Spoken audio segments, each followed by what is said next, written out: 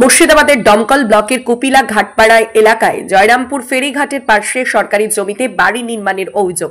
মুর্শিদাবাদ জেলার দমকল ব্লকের কুপিলা ঘাটপাড়া এলাকায় জয়রামপুর ফেরিঘাটের পাশে খাস জমির উপর অবৈধভাবে বাড়ি নির্মাণের অভিযোগ উঠেছে হৃদয় মাঝির বিরুদ্ধে। হৃদয় মাঝি দাবি করেন তিনি ওই এলাকায় 10 থেকে 12 বছর ধরে বসবাস করছেন। জয়রামপুর ফেরিঘাটের পাশে খাস জমির উপর বাড়ি নির্মাণ করতে গিয়ে স্থানীয়দের বাধার মুখে পড়েন হৃদয় মাঝি। তবে বাধা দেওয়ার পর তিনি বাড়ি নির্মাণ বন্ধ করে দিয়েছেন বলে জানান হৃদয় মাঝি। এই বিষয়ে এলাকাবাসী প্রতিবাদ জানাচ্ছেন এবং স্থানীয় রায়পুর গ্রাম পঞ্চায়েতের প্রধান প্রতিনিধি রেন্টু মণ্ডল জানান তার কাছে লিখিত অভিযোগ এসেছে এবং তিনি বিষয়টি দ্রুত এলাকার ক্যাম্পে জানিয়েছেন। রেন্টু মণ্ডল আরও জানান সরকারি জমির উপর অবৈধভাবে বাড়ি নির্মাণ করা যাবে না এবং তদন্তের প্রক্রিয়া শুরু হয়েছে। এ নিয়ে স্থানীয় বাসিন্দারা কি বলল শোনাবো আপনাদের। তৃণমূলের কোনো ইন্ধন নাই, আর তৃণমূলের যদি ইন্ধনই থাকবে তাহলে এই যে অবজেকশন, আমি প্রধান প্রতিনিধি হিসাবে আমার কাছে অবজেকশন আছে। এটা আমি ক্যাম্পের ইনচার্জ যে অফিসার আছে তার সাথেও আলোচনা করেছি বা বিডিও সাহেবকেও বলেছি যে সরকারি ল্যান্ডের উপরে পাকা ঘর হলে সেটা আইনগতভাবে অপরাধ, এটা আপনারা আইনগতভাবে ব্যবস্থা নেন। আমি প্রধান প্রতিনিধি হিসাবে আমি ওকে নিষেধও করেছি। তারপর যখন থামে তারপর পুলিশ গিয়ে কাজবদ্ধ রেখেছে। এটা আমাদের অনুগামী না, এটা ঘাটের মাঝি হয়তো ওখানে আগে থেকে ঘর ছিল, সরকারি একটা ঘর পেয়েছে, ওই ঘরটা ওখানে গাছ ছিল, তাই এরকমই আমার ঘর ছিল তার পিছনে একদম নদীর উপরে। এটা আমাদের অনুগামী না, সাধারণ লোক। অনুগামী কি, অঞ্চলে যত লোক সবই আমাদের লোক, জনগণ তো সবই। আপনার তরফ থেকে কি স্টেপ নিয়েছেন? আমার তরফ থেকে স্টেপ আমি বিডিও সাহেবকে জানিয়েছি, ওখানে আমার ক্যাম্প আছে, লোকাল ক্যাম্পের ইনচার্জ অফিসারকে জানিয়েছি, তারা তো গিয়েছিল, যেহেতু কাজ স্টপ করে দিয়েছে।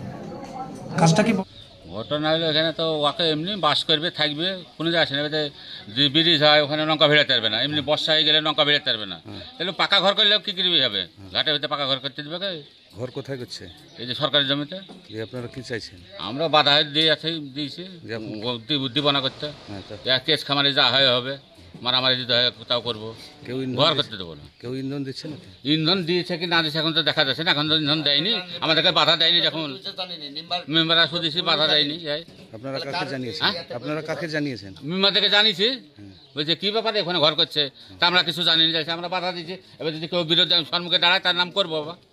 পুলিশ এসেছিল না? হ্যাঁ পুলিশ এসেছিল, আপনার নাম? ইবাদুল মন্ডল। হ্যাঁ আমি করছি। কার জমির উপরে? এটা ঘাটের 10 কাঠা জমি আছে, আমাকে এর আগে বুঝতে জায়গা দিয়েছে। মানে সরকারি জমি? হ্যাঁ সরকারি জমি। তখন কি পাকা বাড়ি করেছেন না কাঁচা? তখন সবাই আমাকে বলেছিল এখানে বসবাস করো, এখানে সবাই দেশের লোক সবাই আমাকে এটা তো নদীর দিলে উপরে, তো আমি করতে পারতাম না, তখন সবাই আমাকে দিয়েছে। এটা তো নদীর উপরে, তাই না? নদীর উপরে ঘাটের নামে, নদী বাদ দিয়ে 10 কাঠা আছে। ঘাটের নামে, সেটাও তো সরকারি জমি। হ্যাঁ সরকারি জমি। কার অনুমতি নিয়ে করেছেন? দেশের সবাই আমাকে বুঝতে পারছে, নাহলে তো আমি এখানে এরকম যেরকম বাধা পড়ছে এরকম করলে তো আমি বুঝতে পারতাম না। সবাই দিয়েছে। দেশের কার কাছ থেকে অনুমতিটা নিয়েছেন সেটা বলেন। দেশের সবাই বলেছে, এখন যেরকম বাধা দিচ্ছে। সবাইকে নাম বলেন।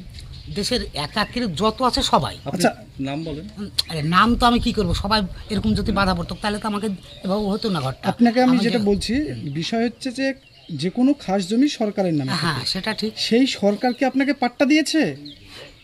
না। তাহলে কেন করলেন ঘর? আপনি কেন ঘর করতে যাচ্ছেন? পাট্টা দেয়নি তো? আপনার নামে আছে লিখিত?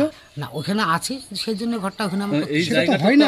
সরকারি আবাস যোজনা ঘর এসেছিল, সেই জন্য ওই ঘরটা নিয়ে আমি করতে গেছিলাম।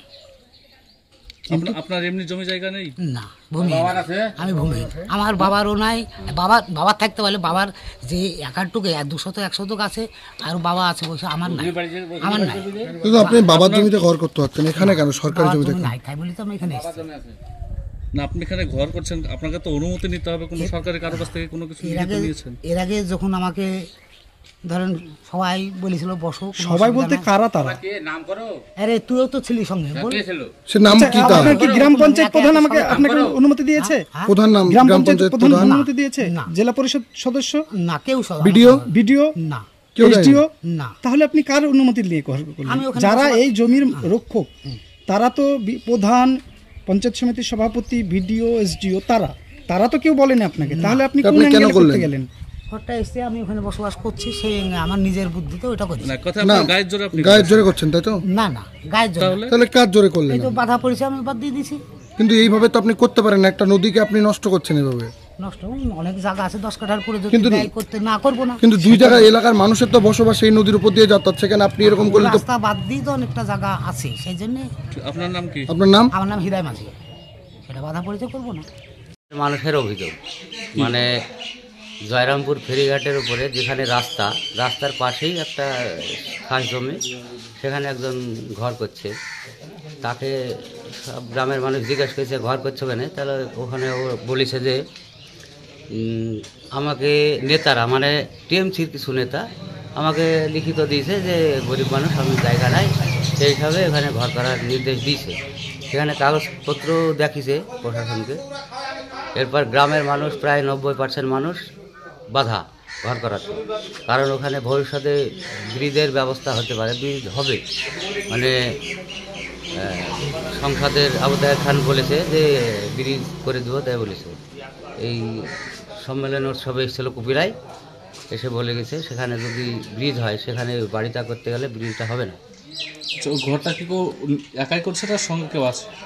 সম্ভবত এখানে তো একা করা সম্ভব না ওর পক্ষে, নিশ্চয়ই কারো ইন্ধন আছে।